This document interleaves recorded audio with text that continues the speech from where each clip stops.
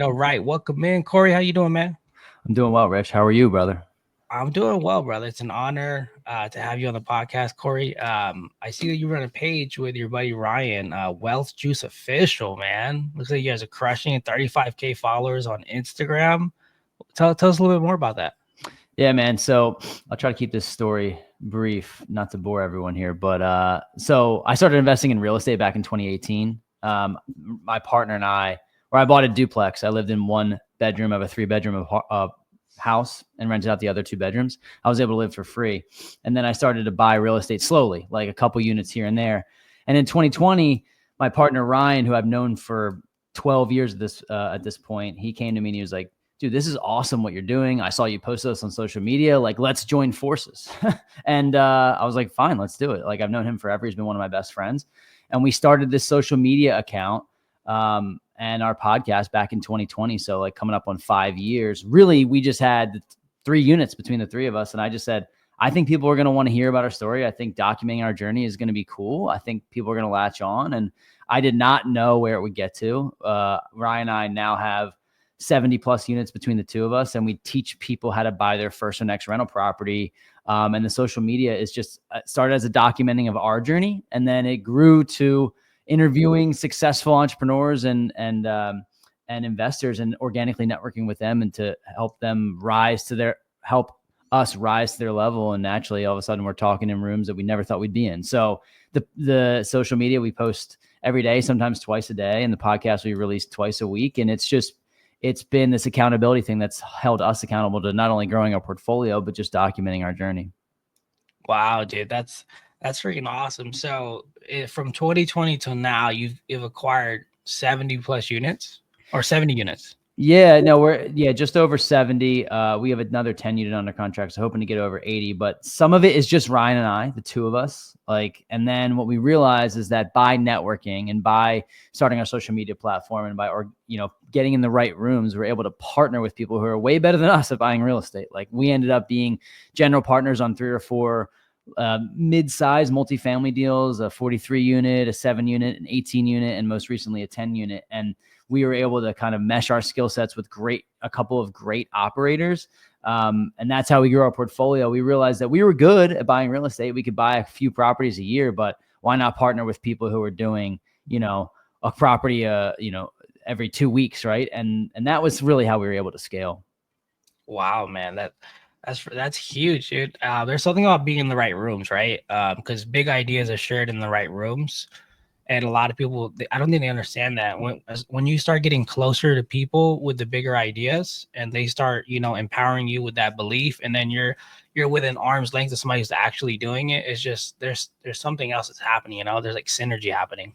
Totally, man. I don't think that I could attribute our success or, limited amount that we've had, but any of our success without starting our, call it virtual resume, right? Or our, just our social media platform that has helped us get in rooms with people that I never thought we would be talking to. And really that's just leading with value and saying like, here, we have this podcast. Who knows who's going to listen to this podcast, who might be able to benefit from a service or product that you're providing. You come on, you tell your story. And then before you know it, we're talking with people that have done 400 units, 500 units, and we're creating genuine relationships with them, meeting with them in person and becoming the dumbest person in the room, if you will, in all these different rooms. Whereas if I just talk to people in my friend circle or, just maybe in my close proximity, they're like, you're doing great, man. You're doing great. But the way to push yourself and to get better and better and better is to get in rooms with people who are 70 units is like what they bought in their first year. So that's kind of my mantra here. Yeah, man. No, I totally agree with that, brother. I think a lot of people are running around in circles instead of like elevating their circle.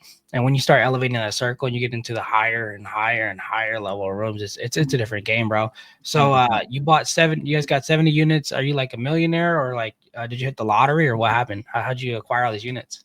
No. So, we're just hitting that threshold of millionaire status now. Right. But, I did not start with a bunch of cash. What ended up happening was, and I can take you through a little bit of our journey. I was working, making $35,000, $40,000 back in 2018. And I was able to save up enough cash to buy a $250,000 3-bed, 2-bath. We're in Philadelphia, so that's where I bought this property. And I was going from paying $1,000 a month in rent to saying, okay, I'm going to live for free now. The people, my friends that I was living with, that I was renting with, they're like, if we're going to pay rent to this landlord, we might as well pay it to you, right? So my mortgage was $1,500, and each of my roommates paid $750. So I live for free, and I was able to stack up more cash by doing that. Got landlording on training wheels, and then I bought a duplex in South Jersey that was just a up down 1-bed, 1-bath, and then a 2-bed, 1-bath underneath. And I did everything wrong. I didn't fix up the property. I didn't know what to do. I just bought this property because the numbers seemed like they made sense, and they did. And then before you know it, I'm spending money on this, spending money on that. But I learned so much, and I force appreciated that property, and I was able to sell it. It was $125,000 when I bought it. I sold it for like $225,000. 3 years later, I took that money and I started partnering with Rye, and we bought a duplex here, a triplex here, a short-term rental. And then as our social media took off, that's when we were able to like get in the right rooms and partner with other people. But no, I did not. I may be on that cusp of being a millionaire now, but it was really through just like patience and time in the market rather than trying to time the market. And I always tell people, like, the best time to buy real estate is today. Second best is tomorrow. Like, don't worry about these interest rates. If the deal pencils out, you buy it, you hold. 10 years later, you're going to be thanking yourself that you bought this asset. The $350 a month in cash flow that you're going to be making now is going to be $750 in 8 years. So like, just continue to be consistent, continue to buy, continue to understand the process of finding good deals, and surround yourself with people who are doing exactly what you want to do or are a few steps ahead. Yeah, man. I think you said a few good points, right? Something that we know about as well, right, is instead of timing the market is way more valuable, and it's because of natural appreciation and inflation, right? Every year we see homes going up. What is it, 4.5%? Some markets got 10%. Dude, during COVID, we saw like 40% in some places. So yeah, timing the market will always be timing the market. And I think that's a concept. Even just traditional homeowners, I don't like just normal renters or normal people, like they don't understand this concept for whatever reason, and it doesn't make sense to me, because they're like, okay, I want to wait for rates to go down. Okay, great, rates are down. Oh, but there's 100 offers. Okay, well, I want to wait for prices to go down. Okay, but rates are probably up now. Like, which one do you want to choose, man? Yeah. Yeah, I've been seeing a lot of stuff on the internet about like it's better to rent than buy, and I have very interesting opinions. And you're a realtor, right? So I'm sure you have an opinion about this. But like, here's my take: if you're a business owner and you're starting an online business, or you're starting something that's like really scalable, and you want to be able to move to different areas and open up new markets, and you're crushing, let's say you're doing $1 million, $2 million, $5 million, $10 million a year, I think that there is an argument that you could rent. Like, I don't think it's like out of the question. But if you're working a W-2 job, or you're somewhat normal and you're not a business owner and you're trying to build wealth, I don't think there's any way that you could convince me that renting is better than buying. And you just said it right here, Rich. Like, I think about my parents as an example. They have 2 properties. Okay. Now they're not, absorbently wealthy or anything like that, but they have 2 properties, and the one property, they just sold it. They sold it for $850,000, and they owed $200,000 on it. And there is no other place that they would have been able to have over 22 years have $650,000 of tax. You don't have to pay capital gains on it when they sell it because they live there. Like, that's massive wealth for somebody, and then they have another property that has about $500,000 worth of equity in it. And that's buying and holding, and not renting it out even, but just having that asset. So if you're looking for long-term wealth, I don't really understand that argument. Now, if you're like a dog and you're like a real entrepreneur and you want location and time freedom, okay, like I get it, but that's a rare breed, in my opinion, who you could convince me that renting is better than owning. Yeah, if you're continuously working on your skills, and the capital that you make every year continues to really, really go up, I could see what you're saying. But generally, like, this is a rule I like, is like, what's going to be your biggest expense, right? We're not talking about business. Like, what's your biggest expense you're going to have during your lifetime, right? from when you move out, not from when you're living with your parents, but from when you move out. And it's going to be your mortgage, right? It's going to be wherever you live. It's going to be that house payment. Well, if you can get that number fixed today, no matter what, it's going to be lower than what it looks like in 5 years, 10 years, 20, 30 years, bro. Like, that's just my thinking, right? It's like if my kids moved out at 21, right? And their payment, even let's say it's $3,000 a month. Well, I guarantee that $3,000 a month in 5 years, 10 years is probably 4,000 or 5,000. Like, why Yep. wouldn't we just start that ball rolling right now?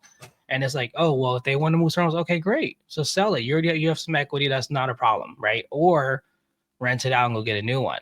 But at least just get that fixed payment. And it's funny when you talked about when you went to your dad, I thought you were going somewhere else actually with it, because something that a lot of people don't see is something I didn't even see until I was a realtor was if you don't own a house, as like couples get older and pass away, if you don't have a house, then when they're in their 70s and 80s, there's people that reach out to them like, hey, all I have is SSI. Can you help me find a property?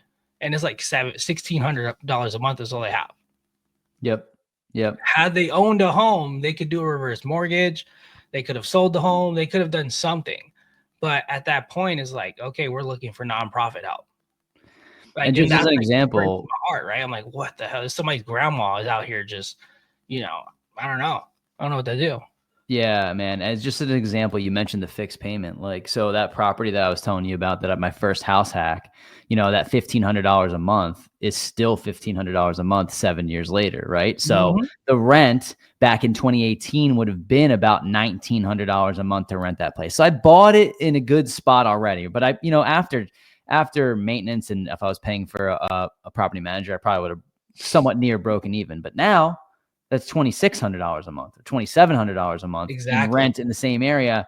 Now that property can bring me in $800 a month in cash flow simply by holding. So when people become accidental landlords, some people aren't built for it. I get it. But if you hold on long enough, you should be able to hire a property manager, get them to manage that property for you, and it's not all passive. I don't like to tell people it's 100% passive, but it's a hell of a lot more passive than working your full-time job. So call it 70% passive. I'll take that all day. So I think that's the argument to be made, is that, like, look, you can make money in the stock market, but the thing is, and I invest in the stock market, but I can't take the money unless I sell. And then, so if you're able to buy cash flowing assets that pay you every month, and you get the principal pay down, you get the tax benefits, which are massive, and the appreciation on that asset alone, you're building that spread between what you owe and how much it's worth every single day, every single month. And you can turn around and borrow against it. And it's the most powerful tool that I've ever seen. And I know with AI and crypto, there's new things that are coming out every day, but I just stay focused and not get ahead of myself, and teaching people how to buy their first or next. I mean, we're changing people's lives here. I think once you get the bug and you learn how to do it, you can put that process on repeat. And even if you were to buy one property a year for 5 years, you're going to turn around 10 years later and be like, wow, I have all this optionality. You may not be able to live on an island, but you can potentially, scale back the work that you do, work on passion projects that you love. And that's really what I think this comes down to, what life's about, not slaving away till you're 75 or 70 or whatever it is, and living for another 10 years and deciding that I can't even really live the life that I wanted to live. And that's where real estate, that's why it became so powerful for us. Yeah, man, that's fantastic, bro. I love that. I'm all in on the real estate acquisitions vision. Like, I love that part. Like, I really want my audience. Like, I know I've filmed already like 8 episodes, but I definitely want my audience to watch this one specifically because of what you're talking about. And I tell my clients all the time, like, listen, guys, if we acquire 2 homes in this market that we live in here, then technically you own $1 million in real estate. Yeah, you have a loan on it. Those loans will get paid off. Don't worry about it. But just imagine you going from 0 to owning over $1 million in real estate in just 2 moves. Like what's the power does that do for you mentally? 1, just getting you for your first home, and then 2, getting you into, I actually own $1 million in real estate.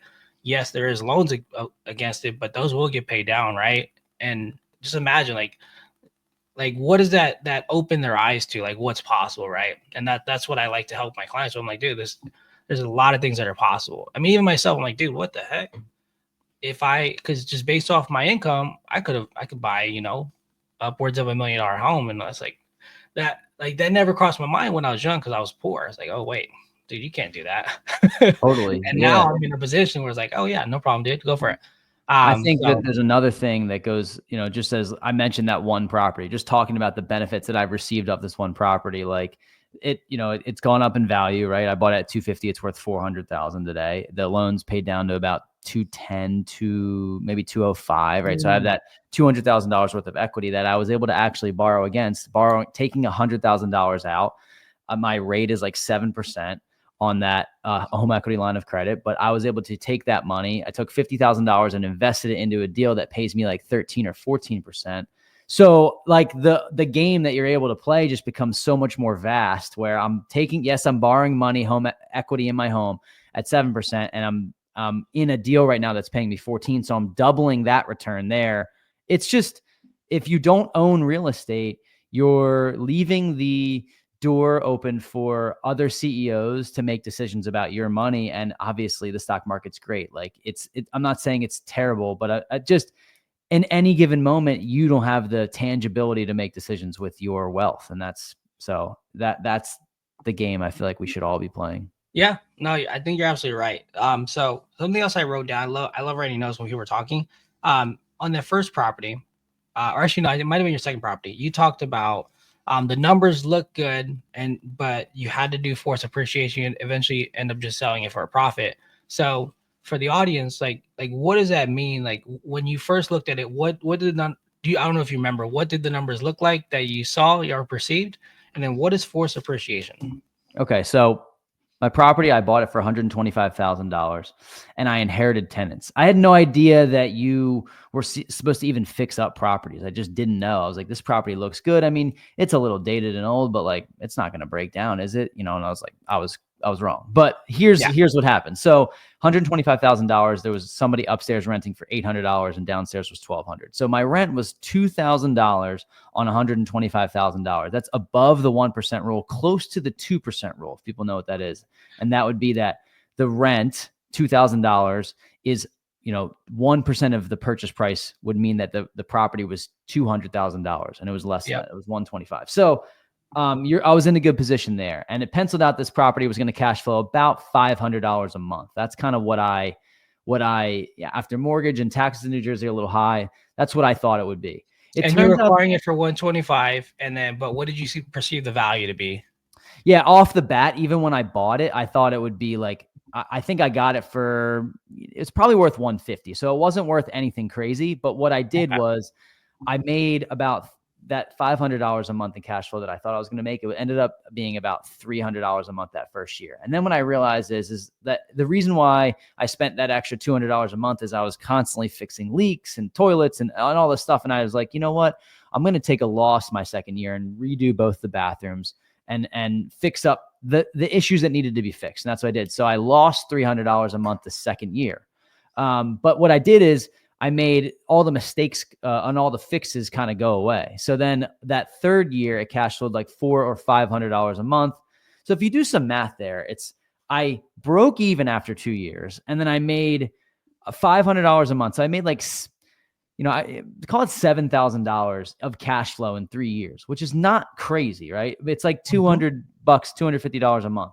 But then I put that property on the market and sold it for $225,000. So I was able to turn a $125,000 investment into a $100,000 profit in 3 years. My return on equity was low in the beginning, so I was like, you know what, I'm gonna sell this property, and I took that money, that $100,000, and put it into a short-term rental in Tampa, Florida, and that property cash flowed like $1,000 a month my first year I had it. So I took the equity and bought myself more equity and more cash flow, and that was kind of the monopoly game that I started to play and realize, okay, the goal isn't to sell these things. You don't want to hold them on. You don't want to, you want to hold as long as you can, but the problem properties, this was one of them. If I can make some fixes and fix it up, I sold it to somebody who was house hacking. So it was the perfect storm. And then I was able to really put my investment to work even more on that next one. No, that makes sense, man. I see a lot of like newer investors. They'll go to the D or even the C level areas, hold it for 3 or 5 years, and they're like, okay, let me trade up, but let me go to the A area. Like, let me move over there because now I know we're getting really good credit scores, great income.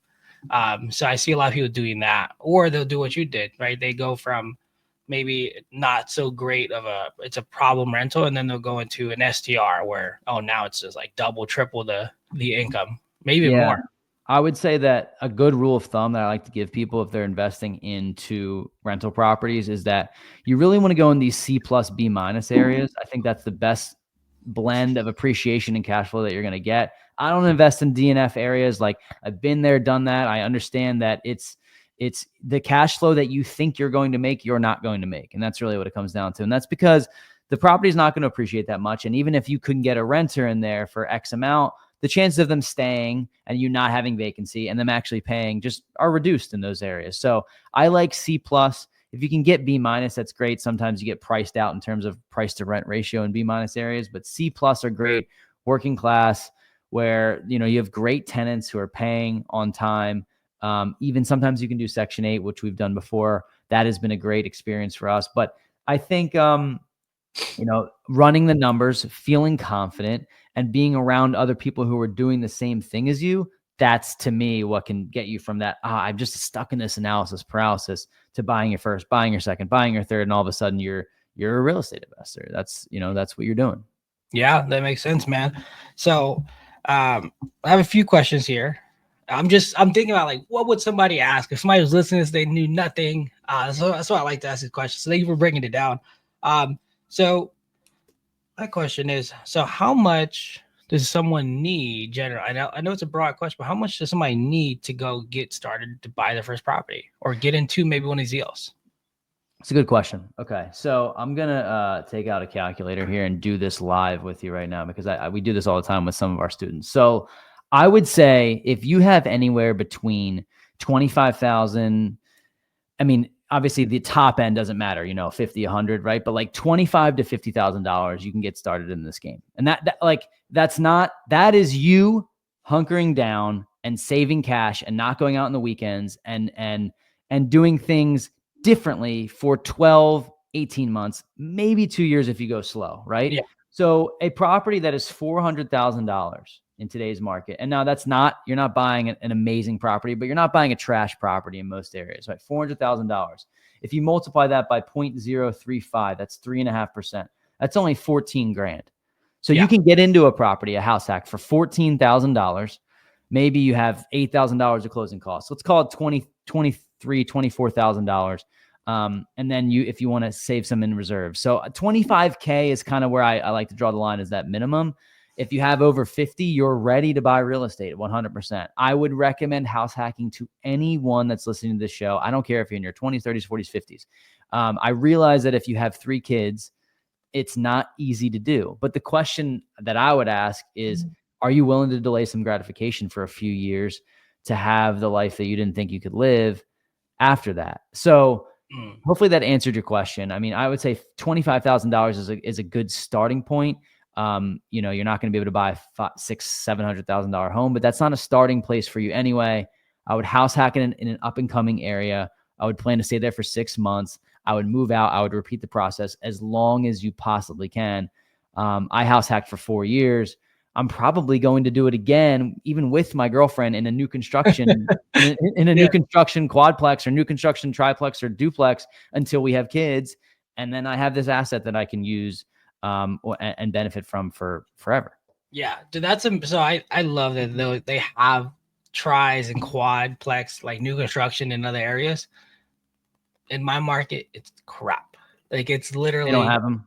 No, you're talking like all of ours are from the early 2000s, maybe, but maybe the 80s or 90s, like all of ours. And they're all they're all in those areas. Yeah, no, I get it. And I think what's happening in Philadelphia, just to give you an example, is like, it's what they're realizing I think it's part of a sort of a business plan where they realize that people are having trouble affording properties. And that's a way, house hacking is a way for people to be able to afford them. So yeah, there's a few new construction duplexes and triplexes in my area. And, the numbers wouldn't work if it was a single family home. It would be just me buying a property that you could look at as a liability. But if it has multiple units, you could even go from let's say I'm paying $2,600 a month in my mortgage.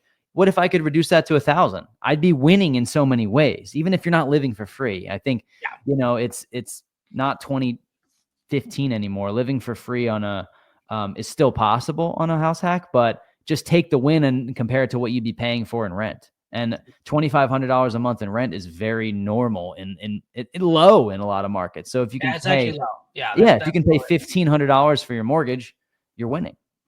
100%, man. I think you're winning. I see a lot of investors, and I don't know if you're kind of in that game too, where they're starting to acquire just bigger properties and just rent out every single room, and it's almost like a dorm style like living. So that's been interesting. I've been seeing it here in Vegas because we don't have the great multiplexes. Yeah, we have some friends who got started in we actually call it co-living, right? Yeah, And basically, co-living. Yep. it's Sam Wiegert and Jesse Ray. I don't know if you know these people, but they're like out in Phoenix, and the co-living is unbelievable, right? You can take a property that is, let's say, a $500,000 property that might rent for $4,000, and you can turn it into into $7,000 or $8,000 of income by renting by the room, and you can make some. You can furnish it. And you can say, okay, well, if it were to rent out for $4,000 a 4-bed, that's $1,000 a room. But you could turn that into $1,500 a room very easily if you're renting out to busy professionals who need a place to stay for 90 days. You turn that long-term into mid-term, and you're able to up the margins a little bit. So co-living is great. I've never personally done that, but I have rented by the room to my friends. So it's kind of a similar strategy there. I think that's probably that, and residential assisted living are things that I'm seeing that are like becoming really big. Kind of like there was a short-term rental craze in 2021, 2022. People think you can't do it anymore. They're wrong. You definitely can. But if you're going to try to go buy a property in the Smokies or in Orlando or Kissimmee, it's going to be very hard to do that because everyone snatched them up in 2020 when the rates were 100%. Especially in Kissimmee, man. There's like freaking a million timeshares. There's so many STRs, maybe it's right next to Disney World, right? Yeah, exactly. That's one of those random places that I know. I'm like, hey, I know that place. Yeah, you've probably heard it. Like, shout out to like Avery Carl, short-term shop. She's great. Like they're killing down there. But like, I think it's hard to buy in those top 5, top 6, short-term rental markets where people have been buying for a while. You're noticing that there's also regulations. So you just have to be smart about where you're going into, what the regulations are. We have short-term rentals in the Pocono Mountains in Pennsylvania, and they've been doing great for us. But, it's not steady income. It's a flux. The winters and summers are amazing. The fall and spring is kind of breaking even. So you just have to be prepared for fluctuations like that. That makes sense, bro. So I mean, it sounds like there's like so many different ways that somebody can go. So it sounds like what you're saying is go 3.5, use that FHA, that owner occupied loan, house hack as many times as possible, build up equity, leave, go do it again, leave your renters in place. Do you see, so from the investor side, are you refinancing when you leave, or are you leaving that FHA in place and getting a new FHA loan? That's a good question. So far, I have only done home equity lines of credits on these properties. I have not refied. Now, the reason that I haven't refied on a few of these is because they're at 3, 4 under ones in the 5% interest rate. And refining that right now is difficult because you'd be in the 6 to 7 range. So, I think you definitely can refi, but you can get another owner occupancy loan, just a traditional or conventional at 5% down, even if you're not using the FHA loan. So you can move out and rent a place for 5% down multiple times, and even if it's not 3.5. So that's exactly the strategy that I would say. I would say do it as many times as you can, and then do it again. And then if you can do that, even if it's 3 to 5 times in your 20s or 30s, I think you're going to look back and be like, wow, I built all this wealth. And now I have really money to play with. Let's say life gets really busy. You have multiple kids. Okay, go invest in as a limited partner into syndications and double your money in a couple years and get some cash flow. And then all of a sudden you can start to really, really live off of that cash flow. So that's a good strategy for busy professionals that I would say to go with. Nice, man. Now, you talked about house hacking, how to get into that first, maybe even your second or third. Now you said earlier, like a 43 unit, project. Is that you taking HELOCs? Is that building capital or selling properties, or how'd you get into something like that? So this is all networking. This is all becoming surrounding yourself with the people who you want to be like. And by starting our podcast on a social media platform, we were able to meet people that were doing bigger, cooler, larger scale projects. And what Ryan and I realized is that our unique mechanism or our trait that we could bring to the table here is marketing. So we can do investor relations, we can market the deal, we can do some underwriting, we can manage investors, and do, as I mentioned, investor relations and capital raising. And we can bring capital to the table where we partner with operators who are finding the deal, they're operating and running the deal, they're property managing it, and they're handling the construction. And by melding those two, we are able to be capital partners or general partners on a larger scale project, that 43 unit, the 18 unit, the 10 unit, and the 7 unit. And that was how we felt that we can bring people that know, like, and trust us, who have seen us build our real estate portfolio, that understand what we're doing, and say, hey, I have $50,000 or I have $100,000. I'd love to invest in real estate. I'll invest with you guys. And that was the way that we were able to scale faster, rather than just trying to consistently find duplexes and triplexes. We realized that there were people out there that were way better than us at finding these deals and managing them and doing the construction. But mostly finding, because they do it full time, and it's hard. They're finding all the off market, the secret deals, right, that are really hard to find.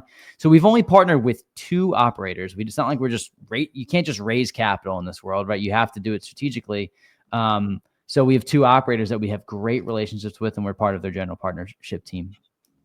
Nice, man. That's super cool. I love that's the really cool thing about like investing in real estate, is that there's so many different rules that each person can play.